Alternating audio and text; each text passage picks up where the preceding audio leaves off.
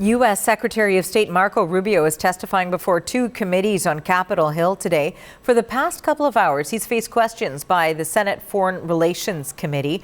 It's a committee he once served on when he was a Florida senator before joining the Trump administration. Now, in the past hour, Rubio has been questioned on a number of issues, including Greenland, Russia's war in Ukraine, the Trump administration decision to withdraw from the World Health Organization, and of course, the U.S.-led war with Iran.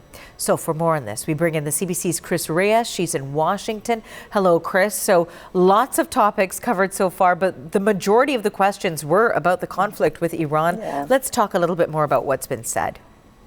Yeah, good afternoon, Arthi. And as you said there, this has been a wide-ranging briefing as the secretary makes the annual budget request for his department. And the context here is that the Trump administration is looking to reduce its State Department budget at the same time as increase their military budget significantly. And so Secretary Rubio has spent a lot of this briefing justifying the cuts around foreign aid and then defending its actions outside the U.S., like in Iran, Venezuela, Cuba, which he justified as part of his mandate as Secretary of State to bring other countries in line with U.S.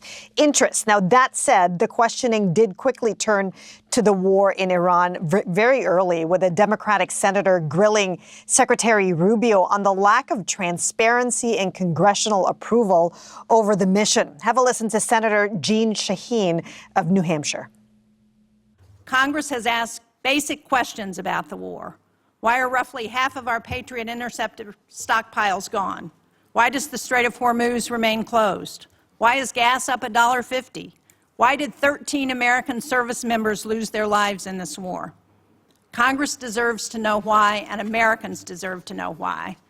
Mr. Secretary, you would not have stood for this kind of stonewalling by the administration when you were a senator, and you certainly shouldn't stand for it as Secretary of State and National Security Advisor.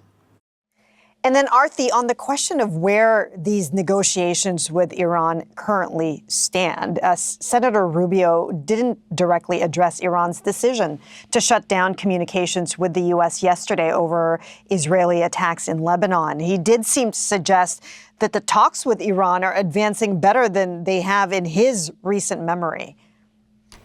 We are in talks, and I say talks because talks with Iran are not like talks with Switzerland, okay? They're very different. They require the use of intermediaries, unfortunately.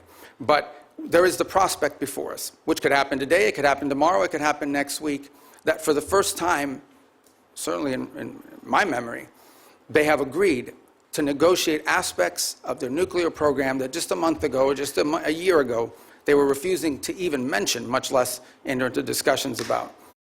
Okay, so Marco Rubio there shared some insights of what it's like to negotiate with Iran. Let's talk a little bit more about what we learned.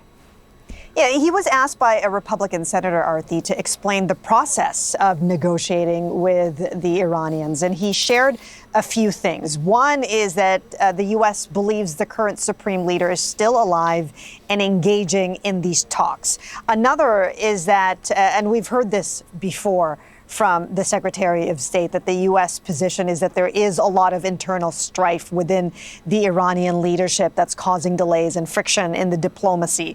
Rubio suggested that Iranian Foreign Minister Abbas Araghchi may be the public face of these talks, but he believes the minister ultimately has to go back to the Council of Advisors, which report to the Supreme Leader, which then reports back to the negotiating team. And all of this is done through channels and avenues that are just slow in general. Again, though, worth mentioning that as he explains this process, the length of this war is a major pressure point for the Trump administration after promising a swift 6-week mission.